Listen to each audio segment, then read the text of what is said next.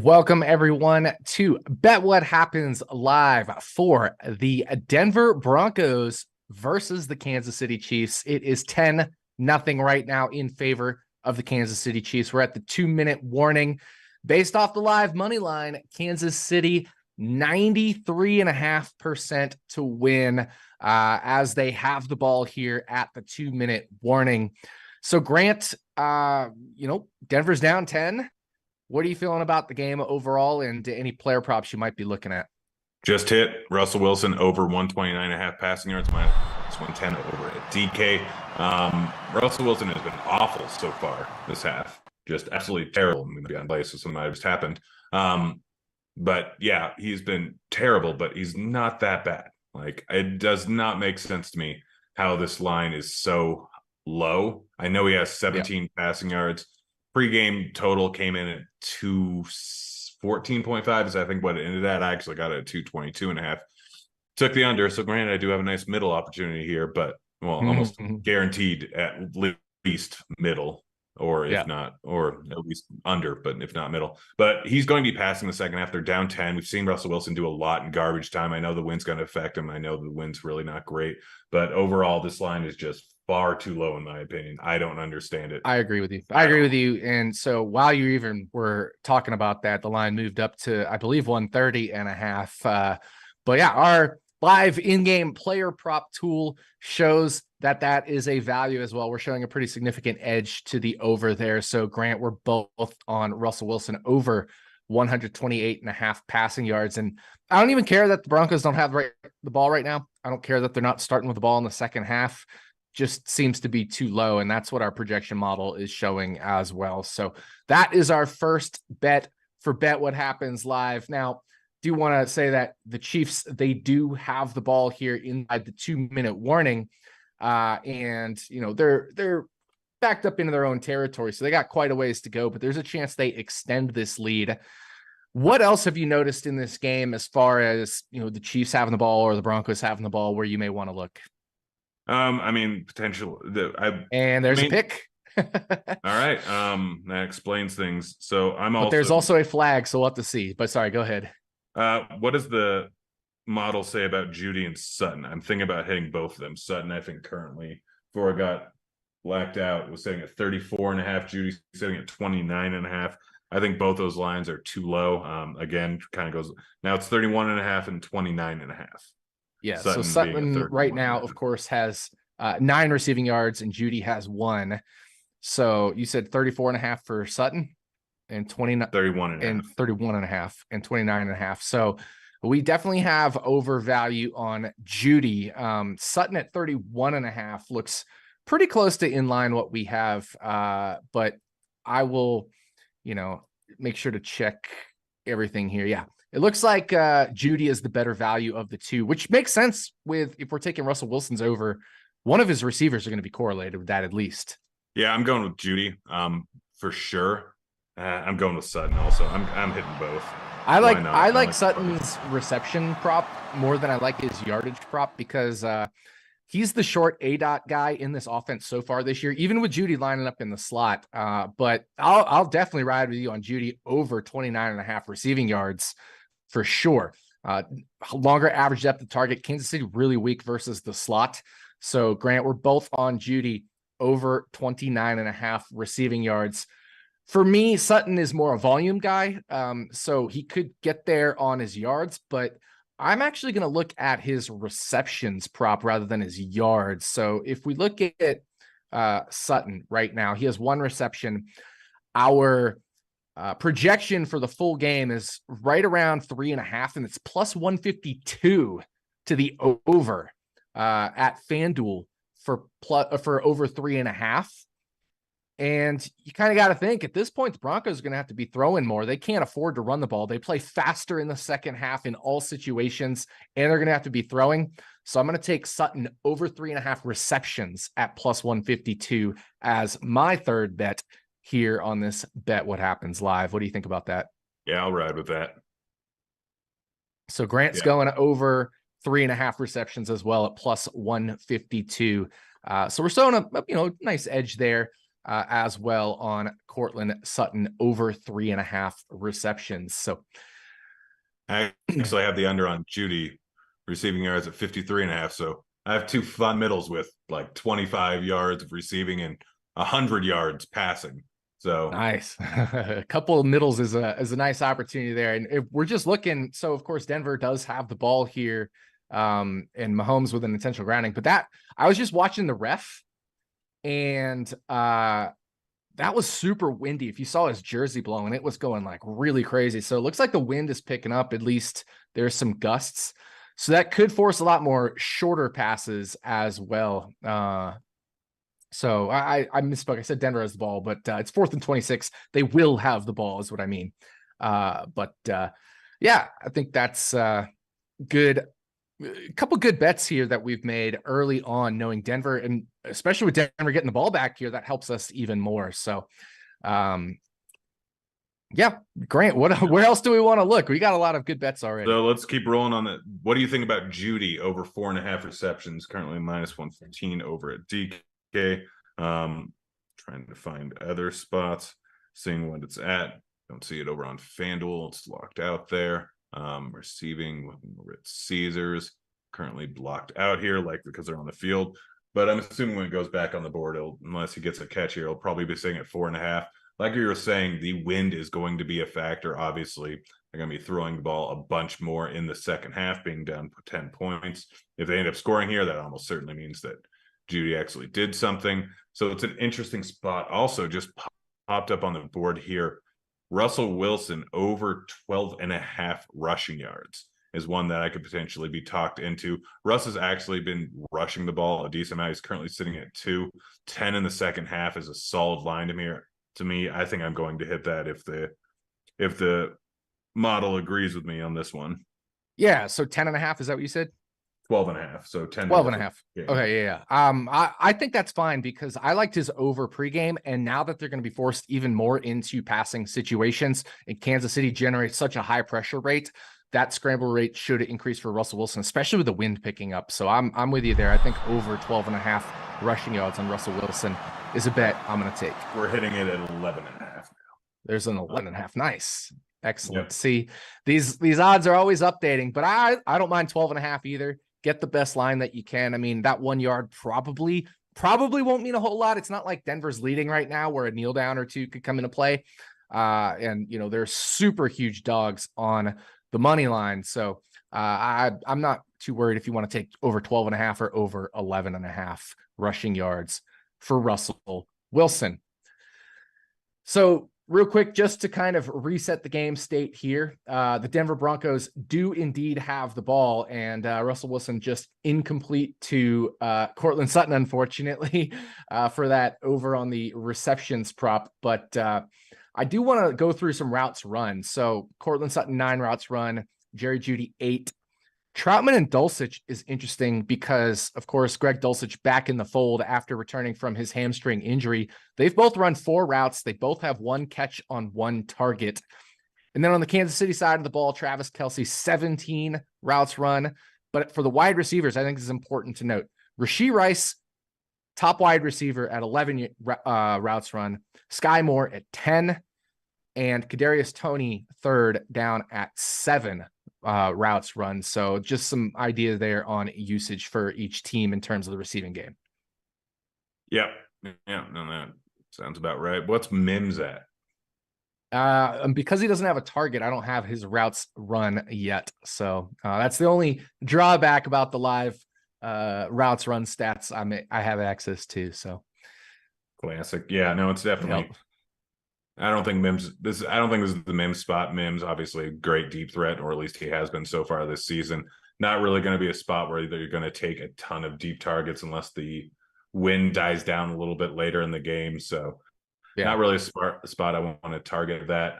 Similar for Justin Watson on the Kansas City side, but I don't think he's playing. Is that right? So yeah, those deep ball threats, it's not a game for them, especially with the wind picking up. So Russell Wilson takes another sack. That is, the Russell Wilson specialty right now is taking sacks, especially against high pressure defenses. 3 sacks already, for Russell Wilson that he has taken. Cortland Sutton, by the way, is up to 2 receptions. So only need to have 2 more in the second half, and we'll be on that over 3.5. Grant, what else we looking at here? Just, a handful of seconds left in this half. So I want to see what the model has to say about this, but Javonte Williams over 55.5. I know that we could see a decent amount of P. Ryan in the second half, considering we're going to be throwing the ball a lot, but 10 isn't an insurmountable lead. They're still going to try and keep the ball on the ground a little bit because of the wind. I think Williams is at 41. We've seen them kind of mix in McLaughlin and Williams, and I think they'll continue to do that. Both of them sitting at 5 carries, but Williams has looked pretty solid, 16 yards rushing for the rest of the game, or 15 rather for the rest of the game. Doesn't seem like a bad overall line. Same thing with McLaughlin, 10 rushing yards the rest of the game. I don't think they're going to be too heavy on P. Ryan, especially since Williams and McLaughlin have looked okay in the running routes and pass protection.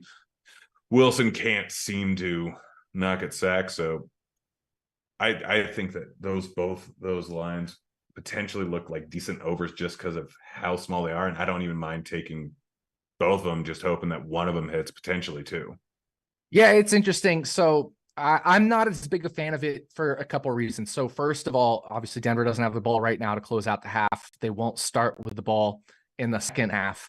And if we tick it over to the second half, Denver's pass rate jumps quite a bit. It jumps from 8% over expected to 11.5% over expected, their pass rates. And I understand there's the wind and all that, and that's pretty hard to deal with, but we're right in line with the market at his rushing yards. So given also the fact they don't have the ball now, won't start within the second half, I'm a little more tempered on that. Okay, I'll stay away from that one. He's definitely he's looked good. He's busting off some chunk plays here, but it's just a question of, will he get enough opportunity? Yeah, no, we'll see. I guess I'll stay away from. Yeah, I'll stay away.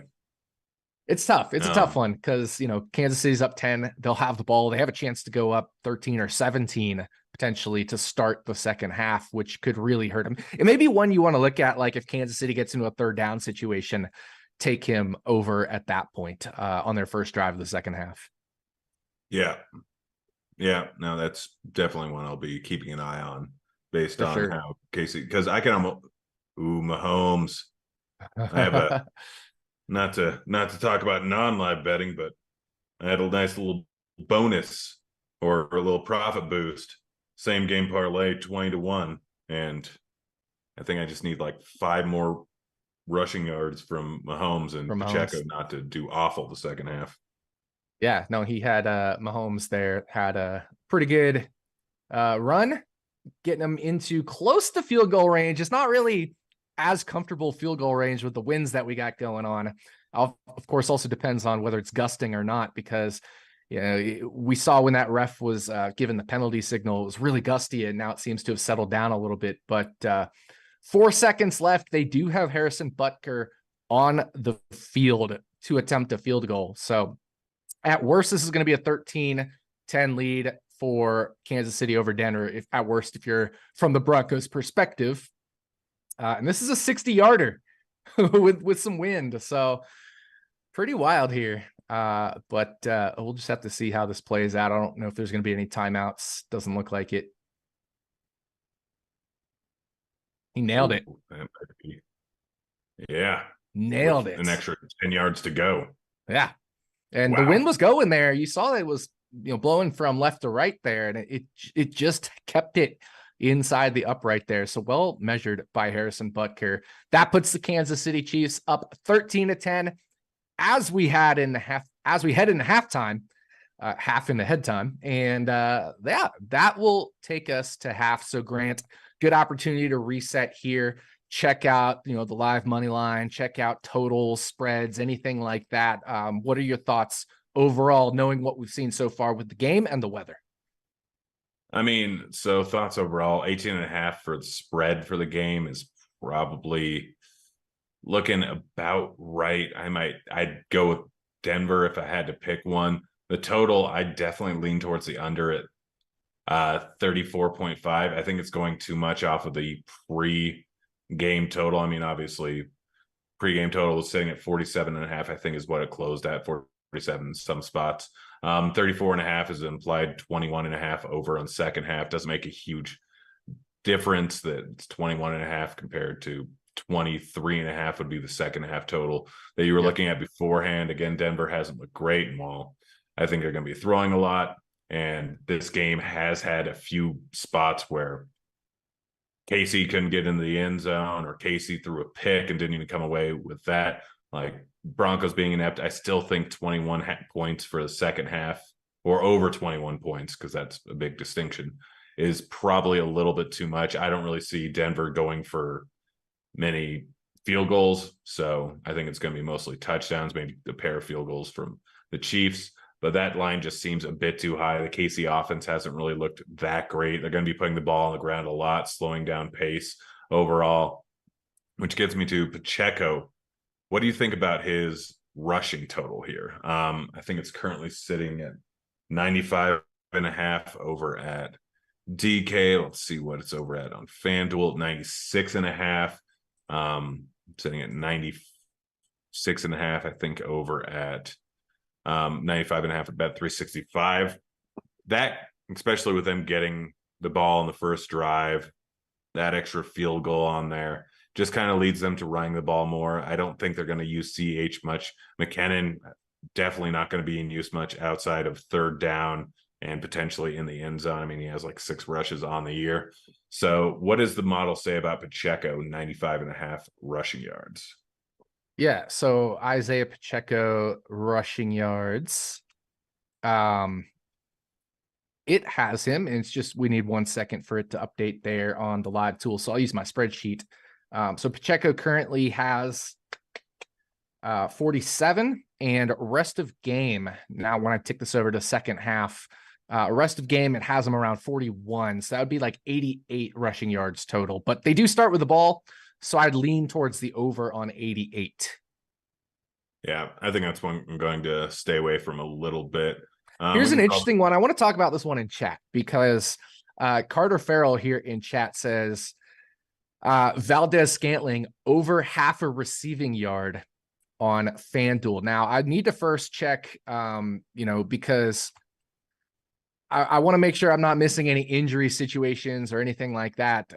But he has played, as of 25 minutes ago, per Nathan Jenke of Pro Football Focus, he has run or played the most snaps of all Chiefs wide receivers. So he has not had a target yet, which is why I don't have his routes run numbered, but he had, at least as of a little bit ago, the most plays for a wide receiver on the Chiefs. And it's just half a yard. So all he needs is 1 catch. And we are showing overvalue on that. What do you think about that? I definitely don't hate it, especially considering it's a plus 112. I'm just checking every other spot. Yeah, our model has that at a 14.5% edge at plus 112 with the best line. You know what? I like to party. I like to sweat every single passing play. So if we have an edge on it, I'm rolling with it. All right. So MVS, Valdez Scantling over half a receiving yard, plus 112 at FanDuel. Our projections are showing value on it. And again, I was checking to make sure there was no injuries, nothing I missed.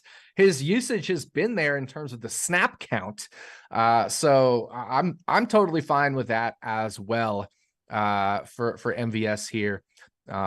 So our projections showing value on it. Let's roll with Valdez Scantling over half a receiving yard. And that's why I love having chat here, by the way, because they like to point out some fun ones. Yeah, I always love the FanDuel reality check of how much I bet, because it doesn't, it's just after a half hour, I think.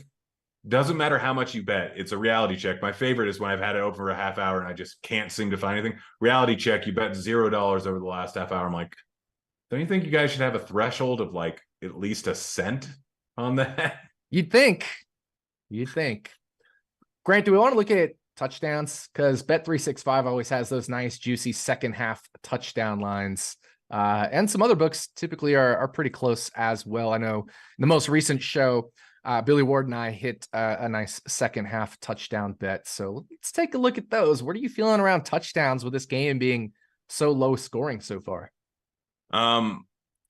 It's tough here. So Sutton is the first one that kind of pops out to me. He's been a guy that's been targeted more in the red zone. I actually had his pregame line I bet it at plus 280. So sitting at plus 550 isn't the worst. I'm just checking all the other sites here, trying to. Right. It's tough trying to go through everything on the computer. I'll have to look at the app, and I think FanDuel's doing that weird thing where it's down on some people's thing. Yep.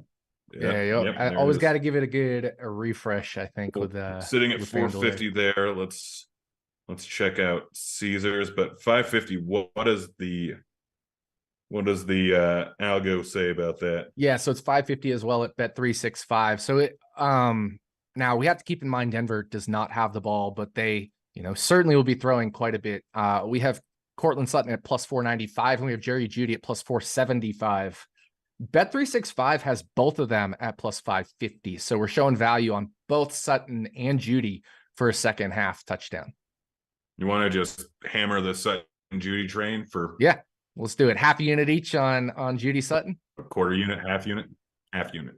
Yeah, let's do half unit. We That's always tend one to unit. Hit one. Yeah, that's the way it's one unit, and we win about 5. So lose the half on the other. We profit around 4.5-ish. Well, no, it's plus 550. Yeah, so yeah, we'd win around 5 units. Or no, I guess around half that. But if one of them hits, but yeah, if both of them hit, we'd win around 5. Yep. So 5, I think. The only thing I'm seeing from the KC side that really has me interested too much is Rashee Rice at plus 450. I'm not loving it. I'm not hating it. It's one that I want to see what the spreadsheet has to say. He's been a guy that's outside of Kelsey been targeted the most in the red zone.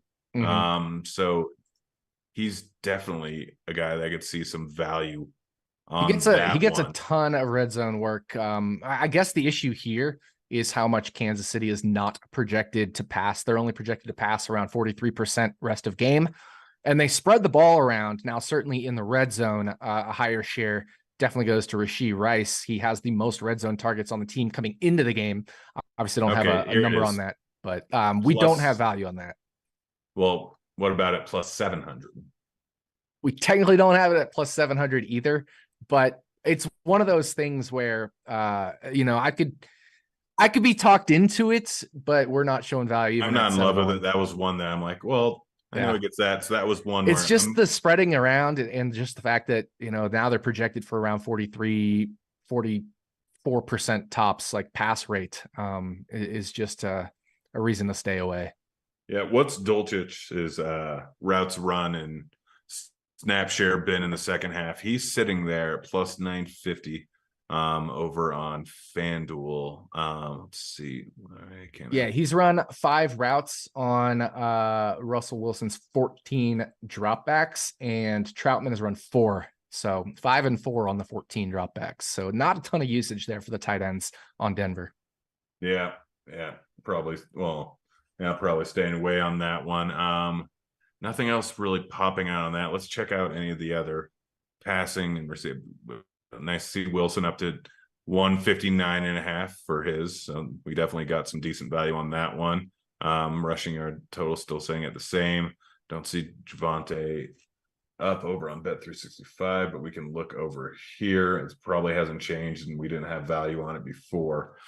So likely staying away from that. Sutton looking like some value. Jeudy still sitting. Now he's sitting at 26.5, so staying away from that. Tony, don't really want to touch that once. Valdez Scantling. So there might be a let me real quick just jump in here with what our model has as the biggest edge. So we got this new player prop tool, and if I just look at the biggest edges, it's besides a couple quarterback rushing yards props, it is Javonte Williams under 10.5 receiving yards. That might be a stale line. And then it would be Valdez Scantling over half a receiving yard. And then it would be Mahomes to throw another interception, interestingly enough. And then finally followed by Johnson over on his receiving yards, over half a receiving yard. Kind of like that. And Noah Gray to go over on his receiving yards. So any thoughts on those? Yeah, so Javonte is sitting at 3.5 to 5.5, depending on the site. So that one is just kind of a stale line that's out there. Sure. I'm checking out Johnson, see where he's at everywhere. But yeah, it looks like -1. Where was it? I just saw this. -102 at FanDuel. Yeah, that's not looking terrible. What's the current edge projected on that one? Yeah, so the current edge projected on Johnson is 11.3%. We have about 10 yards average, so the median will be a little lower, but essentially it's just one catch, right? So essentially we have him an 11% edge for him to get a positive reception. Yeah, if you hit that, I will. I'm just checking snap counts here. So Sutton, late in that half, Sutton had 19. After 4 Broncos drives, Sutton had 19. Judy had 10. Lil Jordan Humphrey had 8. Brandon Johnson had 6. And Marvin Mims had 5 snaps. So that was the latest, most recent update I've seen on snaps because I can't get routes run without a target there. So that's just kind of what we're looking at. Broncos offense at halftime. Here we go. 26 snaps for Sutton, 16 for Judy, 10 for Johnson. So he's actually third in snaps at the wide receiver position now. So you want to do that over half a reception yard? Boom, hitting it. Done. -102 at FanDuel. We have Brandon Johnson over half of a receiving yard. Yeah, at least we're going to have fun every single passing play on either side for a little bit. Well, here's the good news. Denver is going to be passing over 70% of the time on average, according to our model. So, and Russ really hasn't been terrible in garbage time this season. No, he has not. He's been pretty good at garbage time. Remember that comeback against the Commanders. So, certainly a good garbage time comeback there. And defense is definitely softened. If Kansas City gets up by 20 and we're in the fourth quarter, they're going to soften up. That's just how these games go. We talk about that rubber band effect where the games kind of come back together to where they should be. And it should soften up, especially if Kansas City maintains that multiple possession lead. Yep. Looking at other stuff, just not really a ton to love. I'll check out receptions again. Let's see. Sutton, heavy. We got it at 3.5, right? For Sutton? Yeah. Yeah, I mean, he has 2 right now. We hit the over 3.5 already. So at significant plus money. So feeling good about that one.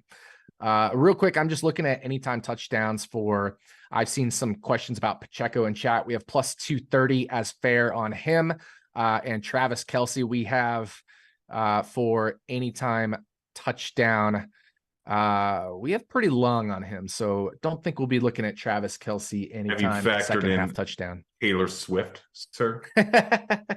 Exactly. And so the half has started anyway. So we had one prop. I think we were considering Javonte Williams over on his rushing yards if Kansas City maybe doesn't do something on this first drive of the second half. Yeah. So we can wait and see how this goes, but I don't really see, unless they quick 3 and out, then or potentially a turnover would make it really interesting, actually. Yeah, I'm definitely also curious about these interception props. We have Mahomes rest of game at 4-1 to throw an interception. Let me see what we got here.